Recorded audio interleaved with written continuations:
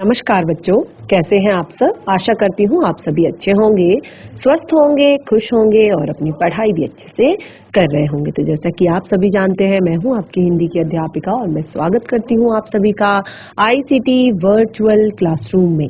और आज हम यहाँ पर एकत्रित हुए हैं पढ़ने के लिए क्लास 6 की हिंदी। क्लास 6 की हिंदी में आज हम पढ़ेंगे हमारी वसंत पाठ्य पुस्तिका भाग 1 का चैप्टर 4। पार्ट 4 है, पार्ट 3 तक हमने कंप्लीट कर लिया है और आप सभी ने अपनी कॉपी में नोट डाउन भी कर लिया होगा। जिस बच्चे ने नोट डाउन नहीं किया है, किसी को कोई डाउट है, पार्ट समझ में नहीं आया है या आपने पहले सेशन में पार्ट अटेंड नहीं कर पाए हैं, तो कोई डाउट है पार्ट से रिलेटेड, तो अपने सारे डाउट्स आप क्लियर कर सकते हैं। डायरेक्टली क्लास में हैंड रेज करके कर सकते हैं, चैट के माध्यम से कर सकते हैं, सिस्टम के माध्यम से हैंड रेज कर सकते हैं। तो आप बिल्कुल भी ऐसे नहीं करेंगे कि आपने पिछले चैप्टर्स कंप्लीट नहीं किए हैं और आप अगला चैप्टर कॉपी में कर रहे हैं। आप पढ़ लेंगे जरूर, लेकिन उसको पहले सारे चैप्टर्स पिछले क्लियर करेंगे, जो भी डाउट्स हैं वो क्लियर करेंगे, फिर आगे बढ़ेंगे। तो हम चैप्टर 4 पढ़ने जा रहे हैं। चैप्टर 3 नादान दोस्त तक हमारा जो चैप्टर है वो कंप्लीट हमारा हो चुका है। तो हमारा जो चैप्टर 4 है उसका नाम है चांद से थोड़ी गप्पे। तो ये जो हमारा पार्ट है ये शमशेर बहादुर सिंह जी द्वारा लिखा गया है, एक कविता है और एक छोटी सी बच्ची के बारे में ये कविता है कि किस तरह से एक छोटी सी बच्ची चांद को देखती है और उससे बातें करना चाहती है। तो क्या कुछ है इस कहानी कविता में, आगे पढ़ते हैं, भावार्थ को समझते हैं और उसके बाद हम पाठ से जुड़े हुए प्रश्नों उत्तर भी यहाँ पर करेंगे। तो बिल्कुल रेडी हो जाइए आप सभी, हम चलते हैं स्मार्ट बोर्ड की तरफ, शुरू करते हैं अपने आज का सेशन। सभी बच्चे ध्यान पूर्वक पढ़ेंगे और समझने का प्रयास करेंगे। तो हम शुरू करने जा रहे हैं अपना पाठ 4, जिसका नाम है चांद से थोड़ी गप्पे। तो पाठ बहुत ही ज्यादा इंटरेस्टिंग है, बहुत ही ज्यादा प्यारा है। अभी तक हमने जितने भी यहाँ पर पाठ पढ़े हैं आपकी वसंत पाठ्य पुस्तिका के, वो सभी सारे के सारे जो पाठ हैं बहुत ही ज्यादा प्यारे हैं, बहुत ही ज्यादा अच्छे हैं। फिर भी अगर आपको उन चैप्टर्स में थोड़ी भी दिक्कत होती है, थोड़ी भी परेशानी होती है, आप बता सकते हैं। हम चैप्टर को पढ़ना शुरू करते हैं। चांद से थोड़ी गप्पे। तो आप क्या देख रहे हैं इस पाठ में? इस पाठ में देख रहे हैं आप कि देखिए ये एक फुल मून आपको यहाँ पर दिखाया गया है। देख सकते हैं आप अपनी पाठ्य पुस्तिका में एक फुल मून आपको दिखाई दे रहा है।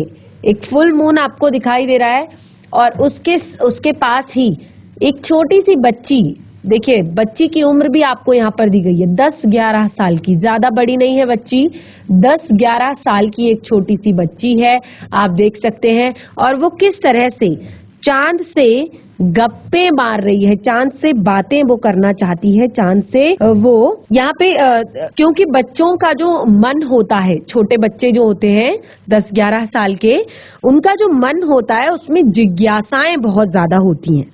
उनको एक जिज्ञासु प्रवृत्ति उनके अंदर होती है और खास तौर पे बहुत सारे बच्चे, केवल मैं यहाँ पर इस छोटी बच्ची की बात नहीं कर रही हूँ, जो छोटे बच्चे होते हैं खास तौर पर 8, 9, 10, 11 साल के जो बच्चे होते हैं, क्योंकि काफी चीजें वो जान चुके होते हैं, काफी चीजें उन्हें जाननी होती हैं, तो उनके अंदर एक बहुत ज्यादा जिज्ञासा की प्रवृत्ति होती है, बहुत ज्यादा एक जानने के लिए एक जुझारूपन होता है। और उसी के कारण देखिए चांद को, जैसे बचपन में हमें सिखाया जाता है कि चंदा मामा, छोटे बच्चों को कहा जाता है ना चंदा मामा, ये चंदा मामा है।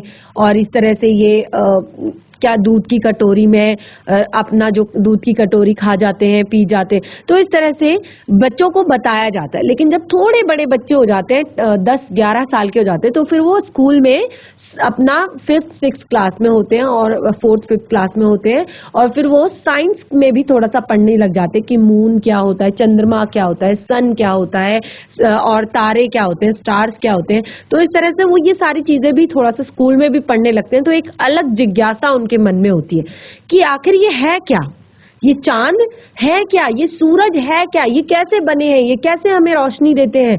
तो इसी तरह के बहुत सारे सवाल एक छोटी सी बच्ची के मन में आ रहे हैं, जो 10-11 साल की छोटी सी बच्ची है, उसके मन में आ रहे हैं, और वो चांद से बहुत सारे प्रश्न करना चाहती है, वो चांद से बहुत सारे सवाल करना चाहती है और उसके बारे में ज्यादा से ज्यादा जानना चाहती है। जैसे कहते हैं कि चंद्रमा में अपना स्वयं का प्रकाश नहीं होता, वो सूर्य के प्रकाश से चमकता है। चंद्रमा में पहाड़ भी होते हैं, चंद्रमा में धरती की तरह मिट्टी भी होती है। तो इस तरह से जब बच्चों को सुनने को मिलता है और जब घर में कुछ और बताया जाता है तो उनके अंदर एक जिज्ञासा बढ़ जाती है और वो बहुत सारे सवाल पूछना चाहती है, बहुत सारे सवाल वो पूछना चाहती है। और खास तौर पर जब चांद, आपने देखा होगा कि 15 दिन में वो घटता है और 15 दिन वो बढ़ता है। तो इस तरह से चांद का घटना बढ़ना उसको एक बीमारी सा लगता है कि ये क्या, इसमें ऐसी प्रॉब्लम है कि ये कभी घटता है, कभी बढ़ता है, कभी ये एकदम फुल मून हो जाता है पूरा, जैसे कि यहाँ पे दिखाया गया, देखिए फुल मून, पूरा पूर्ण चंद्र हो जाता है, कभी कभी ये बिल्कुल गायब हो जाता है, पूरा अंधेरा छा जाता है, कभी आधा होता है, कभी ये थोड़ा सा ज्यादा होता है। तो ऐसी क्या प्रॉब्लम है इसको, ऐसी क्या बीमारी है इसको। तो वो इस तरह से जब सारी चीजें देखती है चांद में, तो वो चांद से यहाँ पर बहुत सारे प्रश्न पूछती है, बहुत सारे प्रश्न चांद से पूछना चाहती है। तो क्या क्या पूछती है वो चांद से प्रश्न, वो हम पढ़ते हैं एक बार। बहुत ही प्यारी कविता है, तो बिल्कुल समझने का प्रयास करेंगे। गोल है खूब मगर, गोल है खूब मगर, आप तिरछे नजर आते हैं जरा। आप गोल तो खूब हैं, लेकिन आप तिरछे नजर आते हैं जरा। आप पहने हुए हैं कुल आकाश, तो जो आकाश है, आप पहने हुए हैं कुल आकाश, आपने पूरे आकाश को पहन रखा है, तारों जड़ा, यानी कि जो पूरा आकाश है, अभी क्लियर यहाँ पे किया जाएगा भावार्थ आपको। तो पूरा आकाश पहने हुए हैं तारों जड़ा, सिर्फ मुंह खोले हुए हैं अपना, गोरा चिट्टा गोल मटोल। अब बच्चे अपनी तरह से कल्पना कर रहे हैं, जिस तरह से वो अपने बदन पर वस्त्र पहने हुए होते हैं, कपड़े पहने हुए होते हैं और उनका चेहरा केवल सुंदर सा दिखता है। तो उसी तरह से अब छोटी सी बच्ची के मन में सवाल आ रहे हैं, तो वो पूछने का प्रयास करती है कि वो खूब मगर, आप तिरछे नजर आते हैं जरा। आप पहने हुए हैं कुल आकाश, तारों जड़ा।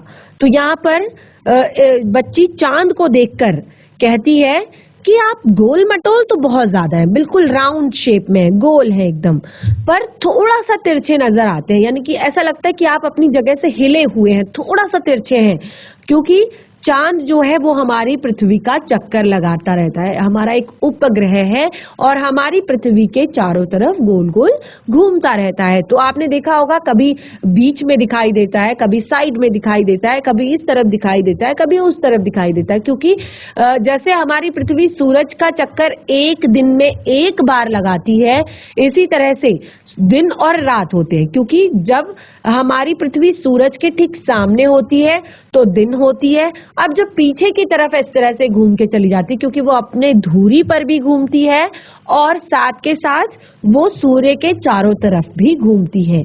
तो जब अपनी धुरी पर घूमते हुए वो सूर्य के सामने होती है तो दिन होता है, अपनी धुरी पर घूमते हुए वो सूर्य के पीछे की तरफ होती है तो वहां पर रात होती है। तो आपने देखा होगा, आपने सुना भी होगा कि कई जो हमारी पृथ्वी पर बहुत सारे ऐसे देश हैं, बहुत सारी ऐसी जगह हैं जहां पर जिस तरह से समयांतर दिखाई देता है, यानी कि हमारे देश में अभी जैसे कि आपके सुबह हो रही है, 9 बज रहे हैं, तो वहां पे शायद सुबह के 4 बज रहे होंगे, तो मतलब 4-5 घंटे का अंतर दिखाई देता है। और कहीं कहीं पे बहुत ज्यादा अंतर दिखाई देता है कि हमारी इंडिया में दिन हो रहा है तो वहां पे रात हो रही है, या हमारे इंडिया में रात हो रही है तो वहां पे दिन हो रहा है। तो यही होता है कि क्योंकि पृथ्वी अपनी धुरी पर भी घूमती है और साथ ही साथ सूर्य के चारों तरफ भी घूमती है। इस तरह से जैसे यहाँ पे सूर्य है, सूर्य के चारों ओर घूमती रहती है, चक्कर लगाती है। ऐसे वो सूर्य के चारों ओर तो घूमती ही है, चक्कर ऐसे गोल गोल घूमती है। देखिए, तो इस तरह से सूरज जो है उसके चारों तरफ तो पृथ्वी घूमती ही है, ऐसे गोल गोल गोल गोल गोल गोल गोल, लेकिन अपने अक्ष पर भी घूमती है। वो ऐसे घूमती है, ऐसे ऐसे ऐसे ऐसे ऐसे ऐसे ऐसे ऐसे घूमती है। तो जब पृथ्वी ऐसे घूमती है तो पृथ्वी का जो ये पूरा एक चक्कर है, जो सूर्य के चारों तरफ का पूरा एक चक्कर है, वो 365 दिन में पूरा होता है। ठीक है, वो कितने टाइम में पूरा होता है? 365 दिन, यानी कि 1 साल में पूरा होता है। और जो उसका अपनी धुरी का एक चक्कर है वो 24 आवर्स में, यानी कि 1 दिन में पूरा होता है। तभी जब वो इस तरफ होती है, यानी कि सूर्य की तरफ होती है इस तरफ, तब दिन होती है। जब वो पीछे की तरफ होती है तब रात होती है। ठीक है, और इसके चारों तरफ, यानी कि ये हमारी पृथ्वी है और इसके चारों तरफ चांद घूमता है। इस तरह से चांद चक्कर लगाता है इसके चारों तरफ। छोटी सी क्या बताने की कोशिश कर रही है? वो कहने की कोशिश कि आप जरा तिरछे नजर आते हैं। क्यों कह रही है आप जरा नजर आते हैं? क्योंकि जो चांद है वो हमारी पृथ्वी के चक्कर लगा रहा है, और वो राउंड तो हो जाता है, पूरा गोल तो है, लेकिन तिरछा नजर आता है। आप पहने हुए हैं कुल आकाश, यानी कि जिस तरह से, क्योंकि बच्चों को नहीं पता कि चांद कपड़े नहीं पहनता, उनको लगता है कि हम कपड़े पहनते हैं तो चांद भी कपड़े पहनता है। आपने पहना हुआ है कुल आकाश, पूरा आकाश आपने अपने ऊपर पहना हुआ है, तारों जड़ा। और कैसा आकाश है वो? तारों से जड़ा हुआ है, सितारों से जड़ा हुआ है, क्योंकि आपने देखा पूरे आकाश में तारे फैले होते हैं। और कहती है सिर्फ मुंह खोले हुए हैं अपना, गोरा चिट्टा गोल मटोल। और ऐसा लगता है जैसे केवल और केवल आपने, तो यहाँ पर बच्ची ने चांद तारों को, जो आकाश में छाए हुए तारे हैं उनको, जो आकाश में छाए हुए तारे हैं उनको चांद का वस्त्र कहा है। और कहा है कि आपने पूरे शरीर को तो अपने ढक रखा है, पूरे शरीर को तो आपने इस तारों जड़े हुए वस्त्र से ढक रखा है, लेकिन अपना जो गोरा चिट्टा मुंह है, गोल मटोल मुंह जो है गोरा चिट्टा, वो खोले हुए हो आप केवल। ठीक है, फिर आगे बढ़ते हैं। अगली पंक्तियों में क्या कहती है बच्ची? अपनी पोशाक फैलाए चारों सिमत, अपनी पोशाक फैलाए चारों सिमत, आप कुछ पीछे नजर आते हैं जाने कैसे, खूब है गो की वाह जी वाह, हमको खूब है गो जी वाह, हमको बुद्धू ही निरा समझा है। हम नहीं समझते कि जैसे, हम नहीं समझते जैसे कि आपको बीमारी है। क्या कहती है छोटी बच्ची? कि अपनी पोशाक फैलाए हुए चारों सिमत, चारों सिमत यानी कि चारों कोनों में, सिमत अर्थात दिशाएं, चारों दिशाओं में। ठीक है, आपने अपनी पोशाकों को फैलाया हुआ है चारों दिशाओं में, जिस तरह से आकाश चारों ओर फैला हुआ होता है। तो बच्ची कह रही कि आपने अपनी पोशाक को चारों दिशाओं में फैलाया हुआ है। और आगे कहती है आप कुछ तिरछे नजर आते हैं जाने कैसी। और कहती है कि आप थोड़ा सा तिरछे नजर आते हैं, क्योंकि चक्कर लगा रही है ना, वो धरती के चक्कर लगा रहे, कभी यहाँ होता है कभी वहां होता है, तो बीच में नहीं होता, एक जगह पर कभी नहीं होता, थोड़ा सा तिरछा होता है और अपनी वहां पर चक्कर लगा रहे होते हैं। तो आप कुछ तिरछे नजर आते हैं जाने कैसे, खूब है गोकी, गोकी वाह जी वाह, यानी कि आप बहुत ज्यादा समझदार आपको लगता है कि आप हो, लेकिन कहती है हमको बुद्धू ही निरा समझा है। निरा अर्थात पूरा, कि आप अपने आप को समझदार समझते हो और आपने हमें क्या बुद्धू समझा है। बच्चे कहते हैं ना इस तरह से, तो वह हमको बुद्धू ही निरा समझा है, समझते नहीं है कि जैसे कि आपको बीमारी है।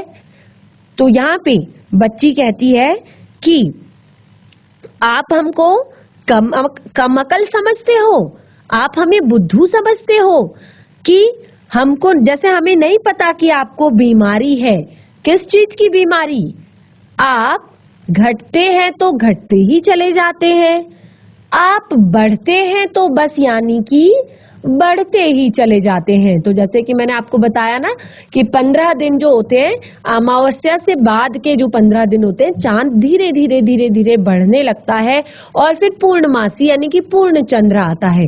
इसी तरह से पूर्णमासी के बाद 15 दिन धीरे धीरे धीरे धीरे घटता चला जाता है और फिर अमावस्या यानी कि बिल्कुल चांद हमें नजर नहीं आता है। तो आप देख सकते हैं यहाँ पे चांद के अलग अलग शेप्स दिखाए गए हैं आपकी पाठ्य पुस्तिका में। यहाँ पे इस तरह से कहीं पे हमें गोल चांद दिखाया गया है, कहीं पे हमें अर्धचंद्र दिखाया गया है, कहीं पर हमें इस तरह का चांद दिखाया गया है कि वो बिल्कुल पूर्ण होने वाला है, कहीं पर आधा, कहीं पर किसी तरह का। तो इस तरह से चांद के अलग अलग आकारों को बताया गया है। और बच्ची क्या कह रही है? बच्ची कह रही है कि आपको लगता है कि हम बुद्धू हैं, लेकिन हम बुद्धू नहीं हैं। हमें पता है कि आपको बीमारी है। कैसी बीमारी? कि आप घटते हैं तो लगातार घटते रहते हैं और बढ़ते हैं तो बस बढ़ते ही रहते हैं। आगे कहती है, दम नहीं लेते हैं जब तक बिल्कुल ही गोल न हो जाएं। दम नहीं लेते हैं जब तक बिल्कुल ही गोल न हो जाएं, बिल्कुल गोल। यह मरज आपका अच्छा नहीं होने में आता। यह मरज आपका अच्छा नहीं होने में आता। मरज यानी कि बीमारी, ठीक है। और देखिए बच्ची क्या कह रही है? बच्ची कहती है कि आपको लगता है कि हम बुद्धू हैं, आप बहुत ज्यादा इंटेलिजेंट हैं, लेकिन ऐसा नहीं है। अब हम आपकी बीमारी को समझ गए हैं कि आपको बीमारी है। जब आप एक बार घटना शुरू करते हैं तो आप घटते रहते हैं, घटते रहते हैं, घटते रहते हैं, और फिर अगर आप बढ़ना शुरू करते हैं तो आप बढ़ते रहते हैं, बढ़ते रहते हैं, बढ़ते रहते हैं। और दम नहीं लेते, दम अर्थात सांस नहीं लेते, दम अर्थात सांस नहीं लेते जब तक बिल्कुल गोल ना हो जाएं। बिल्कुल गोल अर्थात पूरी तरह से गोलाकार नहीं हो जाते। यह मरज आपका अच्छा ही नहीं होने में आता। और यह मरज यानी कि बीमारी है जो कि आपकी कभी भी अच्छा होने को ही नहीं आती, कभी ठीक होने को ही नहीं आती। आपकी बीमारी तो हमेशा से, जब से मैं आपको देख रही हूँ तब से आपको ये बीमारी लगी हुई है और ये बीमारी आपकी ठीक होने पे नहीं आती, बिल्कुल भी आपको ठीक होने में नहीं आती ये बीमारी। बहुत ही प्यारा सा चैप्टर है, बहुत ही छोटा सा चैप्टर है। देखिए आप देख सकते हैं हमारा चैप्टर कंप्लीट यहाँ पर हो चुका है, लेकिन आपने देखा कि किस तरह से एक छोटी बच्ची के मन में बहुत सारे सवाल हैं और वो सवाल वो चांद से करना चाहती है। चांद को वो अपनी सारी बातें वो शेयर करना चाहती है, क्योंकि ये जो उम्र होती है ये बहुत ज्यादा जिज्ञासाओं से भरी उम्र होती है। बहुत ज्यादा सवाल हमारे मन में होते हैं, अलग अलग तरह के सवाल हमारे मन में होते हैं, और इस समय अगर बच्चों के सवालों का हमने सही सही जवाब नहीं दिया और उनकी जिज्ञासा को शांत नहीं किया तो ये आगे जाके उनके लिए समस्या खड़ी कर सकते हैं। और अगर हमने उनकी जिज्ञासाओं को शांत कर दिया, उनके सवालों का सही सही जवाब दे दिया, तो बच्चे बहुत ज्यादा अच्छे भी आगे जाकर बन सकते हैं। तो चैप्टर हमारा इस तरह से कंप्लीट होता है।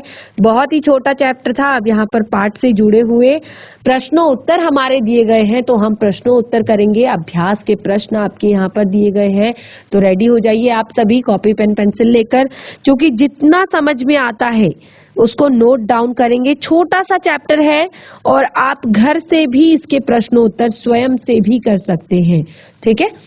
बहुत ही ज्यादा छोटा चैप्टर है, तो इसके प्रश्नों उत्तर हम करेंगे। देखिए पहला प्रश्न है, और ये सारे प्रश्न कहीं बाहर से आपको नहीं दिए गए हैं, ये केवल कविता से आपको दिए गए हैं। तो कविता को अगर आपने ध्यान से पढ़ा है, समझा है, तो आप प्रश्नों के उत्तर दे सकते हैं। पहला प्रश्न है, आप पहने हुए हैं कुल आकाश के माध्यम से लड़की कहना चाहती है कि, क्या कहना चाहती है? चांद तारों से जड़ी हुई चादर ओढ़कर बैठा है और चांद की पोशाक चारों दिशाओं में फैली हुई है। तुम किसे सहमत मानते हो? दोनों में से किस बात को तुम सहमत मानते हो? कौन सी बात तुम्हें यहाँ पर सही लग रही है? कि क्या बच्ची जो कह रही है कि चांद ओढ़कर बैठा है पूरा आकाश, ठीक है, यहाँ पर कुल आकाश कहकर बच्ची क्या कहना चाहती है? तो देखिए यहाँ पर दोनों चीजें क्लियर होती हैं कि चांद तारों से जड़ी चादर ओढ़कर बैठा है या चांद की पोशाक चारों दिशाओं में फैली हुई है। तो आपने देखा चैप्टर में हमने दोनों चीजें पढ़ी, पाठ में, कविता में हमने दोनों चीजें पढ़ी।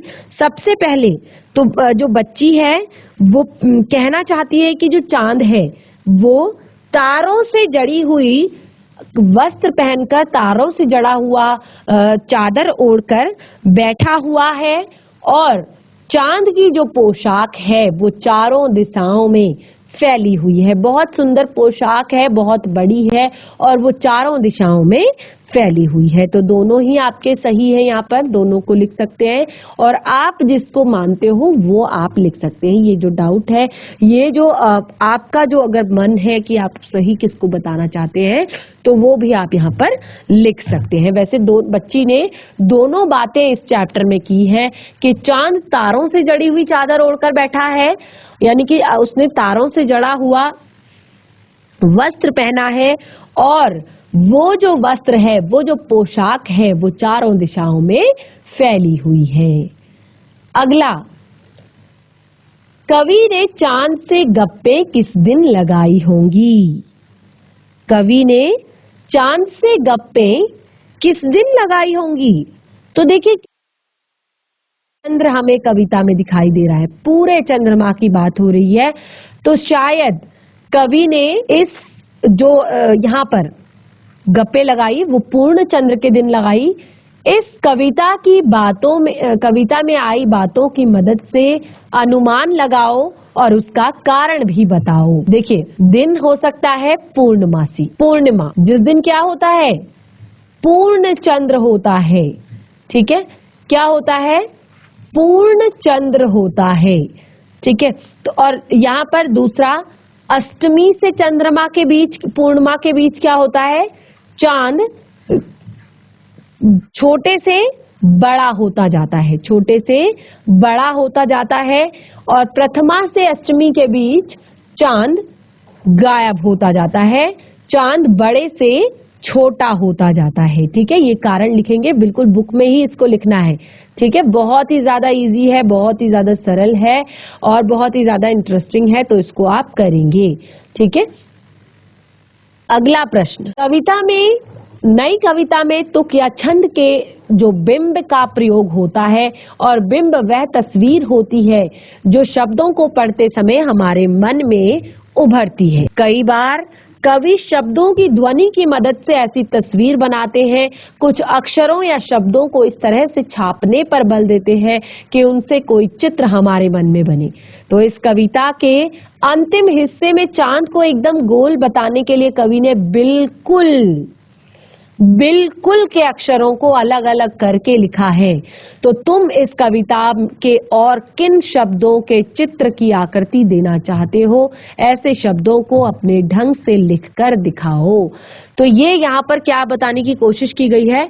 यहाँ पर ये बताने की कोशिश की गई है कि कई बार जब हम कविता पढ़ते हैं, कविता को सुनते हैं, उसके भावार्थ को पढ़ते हैं, तो कई बार कविता में ऐसे शब्दों का प्रयोग होता है जो शब्द आपको किसी बिंब को दिखाते हैं, किसी दृश्य को दिखाते हैं, यानी कि आप जैसे ही उस शब्द को पढ़ते हो तो आपके दिमाग में चित्र आ जाता है, आपके दिमाग में फोटो बन जाती है कि हाँ यहाँ पर इस बारे में बात हो रही है, ठीक है।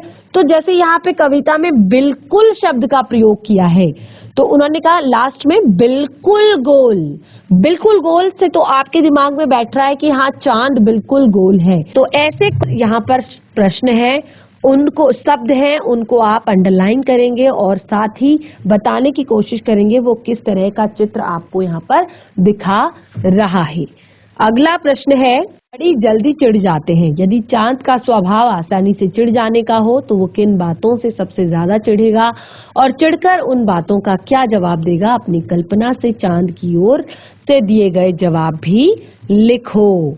और दूसरा है, यदि कोई सूरज से गप्पे लड़ाए तो वह क्या लिखेगा? अपनी कल्पना से गद्य या पद्य में लिखो। अब ये देखिए, गद्य और पद्य मैंने आपको शुरुआत में ही बता दिया था।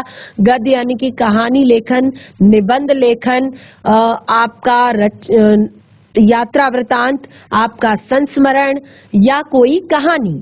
ठीक है, तो इस तरह भी आप लिख सकते हैं। अगर आप पद्य विधा में लिखते हैं तो आप कविता लिख सकते हैं। तो इस तरह कुछ और निम्नलिखित में से किसी एक या दो से आपको गप्पे लड़ानी है और उसके बाद आपने उस बातों को लिखना है। बहुत ही प्यारे टॉपिक हैं ये दोनों, अनुमान और कल्पना। ये केवल और केवल आप लोगों के लिए ही होमवर्क है। ठीक है, ये होमवर्क है, इसको करेंगे। बहुत ही ज्यादा इंटरेस्टिंग है, बहुत ज्यादा इंटरेस्ट आने वाला है आप लोगों को इसको करने में। ठीक है, आगे भाषा की बात। चांद संज्ञा है, चांदनी रात में चांदनी विशेषण है।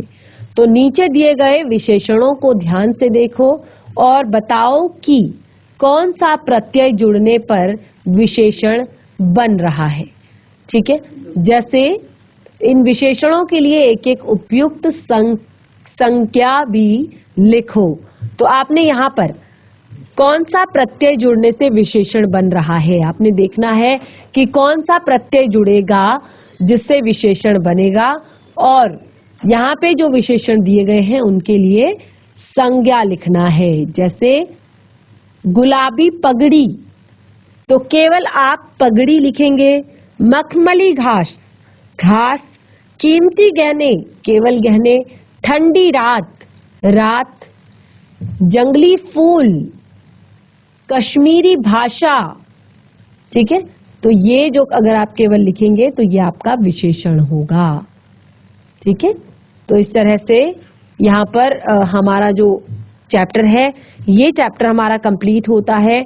और भी बहुत सारे यहाँ पर प्रश्न दिए गए हैं, तो बहुत ही ज्यादा इंटरेस्टिंग है। आप देखेंगे पहला दूसरा प्रश्न यहाँ पर दिया गया है। कविता में आए इन शब्दों के जोड़ों में अंतर यह है कि चिट्टा का अर्थ सफेद होता है और गोरा से मिलता जुलता है, जबकि मटोल अपने आप में कोई शब्द नहीं है और यह शब्द मोटे से बना है। ऐसे चार चार शब्द युग्म सोचकर लिखिए और उनका वाक्यों में प्रयोग कीजिए। तो देखिए मटोल, तो देखिए हमने आपको शब्दों के बारे में आपने पढ़ा होगा कि शब्द जो होते हैं दो टाइप के होते हैं, एक सार्थक शब्द, एक निरर्थक शब्द। तो देखिए सार्थक वो होता है जिनका कोई ना कोई अर्थ होता है और निरर्थक जिसका कोई अर्थ नहीं होता। तो कई बार हम निरर्थक शब्दों का प्रयोग भी कर देते हैं। क्यों कर देते हैं? अपनी भाषा को प्रवाह देने के लिए, अपनी भाषा पर पकड़ मजबूत बनाने के लिए, अपनी भाषा को एक लैंग्वेज में चलते रहने के लिए। तो जैसे गोल मटोल, ठीक है, गोल तो ठीक है, समझ आ रहा है कि गोल शब्द का अर्थ है बिल्कुल गोल। अब मटोल शब्द का कोई अर्थ नहीं है। जैसे कहते हैं ना पढ़ना वढ़ना, तो पढ़ना शब्द का अर्थ है लेकिन वढ़ना शब्द का कोई अर्थ नहीं। पानी वानी, तो पानी का अर्थ है लेकिन वानी का कोई अर्थ नहीं है। लिखना विखना, ठीक है, तो लिखने का अर्थ है, विखने का कोई अर्थ नहीं है। तो इस तरह से कई बार हम भाषा को प्रवाह देने के लिए, अपनी भाषा को लगातार बनाए रखने के लिए, अपनी भाषा को महत्वपूर्ण बनाने के लिए हम निरर्थक शब्दों का भी प्रयोग कर देते हैं। तो जैसे कि मैंने यहाँ पे आपको बताया कि चिट्टा का अर्थ होता है सफेद और ये गोरे से मिलता जुलता है, यानी कि गोरा जो है वो भी सफेद ही होता है, साफ सुंदर होता है। लेकिन मटोल शब्द का अपने आप में कोई अर्थ नहीं है, ये मोटा शब्द से बना है। ऐसे आपको और भी शब्द लिखने हैं और उनका वाक्य प्रयोग फिर का आपने करना है। अब देखिए यहाँ पर बिल्कुल गोल में दो अर्थ दिए गए हैं, एक गोल आकार और एक गायब होना। ऐसे ही तीन शब्द सोचकर लिखिए जिनके दो दो अर्थ निकलते हैं और उनसे वाक्य भी बनाइए। अगला है ताकि जबकि चूंकि हालांकि, इन जो ये पंक्तियां कविता में आई हैं उन्हें ध्यान से पढ़ो। ये शब्द दो वाक्यों को जोड़ने के काम करते हैं और इन शब्दों को क्या कहते हैं, इनका प्रयोग करके दो आप वाक्य बनाइए। बहुत ही प्यारी बातें यहाँ पर बताई गई है कि ताकि, जबकि, क्योंकि, हालांकि, इन शब्दों आपने इनको, ये शब्दों या शब्दांशों को आपस में जोड़ने का काम करते हैं, एक वाक्य बनाते हैं और इस तरह से आपने इन शब्दों का प्रयोग करके दो वाक्य बनाने हैं। अगला है नंबर 5, गप, गपशप, गपबाजी। इन 3 शब्दों में क्या अंतर होता है, तुम्हें क्या लगता है, लिखो। देखिए, आपने देखा सारे प्रश्न बहुत ही ज्यादा इजी हैं, बहुत ही ज्यादा इंटरेस्टिंग हैं और केवल आपके लिए हैं, क्योंकि चैप्टर बहुत ज्यादा सरल है, बहुत आसान है। आपने पढ़ लिया है, भावार्थ जान लिया है, तो आप इसको घर पर प्रयास करेंगे इससे जुड़े हुए प्रश्न उत्तर करने का। जो भी दिक्कत होगी उसको हम आगे सॉल्व करेंगे। बच्चों, इस तरह से हमारा चैप्टर 4 जो है चांद से गप्पे वो कंप्लीट हो चुका है और आपने देखा इस पाठ में एक छोटी सी बच्ची किस तरह से चांद से बातें कर रही है और अपने मन की जो जिज्ञासाएं हैं, अपने मन के जो सवाल हैं वो उसके चांद के सामने रख रही है। तो पाठ आपने पढ़ लिया है, साथ ही पाठ से जुड़े हुए यहाँ पर जो प्रश्न उत्तर है वो भी हमने आपको एक्सप्लेन कर दिए हैं। तो आप इन प्रश्नों के उत्तर घर पर करने की कोशिश करें, स्वयं से करने की कोशिश करें और कोई दिक्कत, परेशानी, कोई डाउट अगर होता है तो आप नेक्स्ट सेशन में जरूर हमसे क्लियर करेंगे। आज का सेशन हमारा यहीं पे समाप्त होता है। तब तक के लिए धन्यवाद। आपका दिन शुभ हो।